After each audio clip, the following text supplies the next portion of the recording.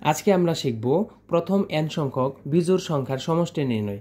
আমরা প্রথমেই দেখতে পাচ্ছি 1 + 3 + 5 + 7 + 9 দেওয়া আছে, অর্থাৎ এখানে 1 থেকে 9 পর্যন্ত বিজোড় সংখ্যা দেওয়া আছে। আমরা এই সমষ্টি যদি বের করতে যাই তাহলে একটি সূত্র মনে রাখলেই হবে, এবং সূত্রটি হচ্ছে n²।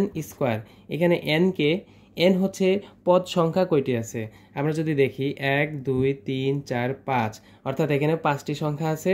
আমরা n এর জায়গায় 5 বসাই দিব। 5² = 25। তাহলে এইখানে সমষ্টি হবে আমাদের 25। আমরা যদি দ্বিতীয় প্রশ্নটি দেখি, এখানে 1 থেকে 13 পর্যন্ত বিজোড় সংখ্যার সমষ্টি বের করতে বলা হয়েছে। তাহলে এখানে কয়টি সংখ্যা আছে? 1 2 3 4 5 6 7। আমরা n² এখানে n এর জায়গায় 7 বসাই দিব।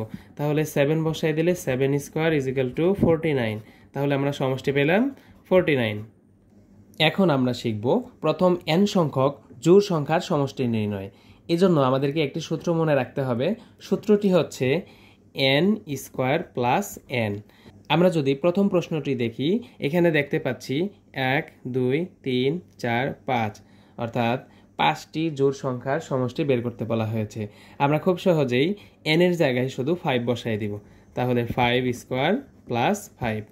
আমরা হিসাব করলে পাবো 5² দিলে 25 + 5 = 30। তাহলে সমষ্টি পেলাম 30।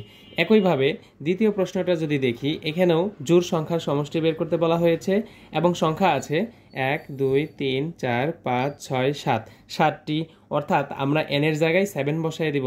তাহলে 7² + 7 = 49 + 7 = 56, অর্থাৎ আমাদের সমষ্টি হবে 56। ধন্যবাদ সবাইকে।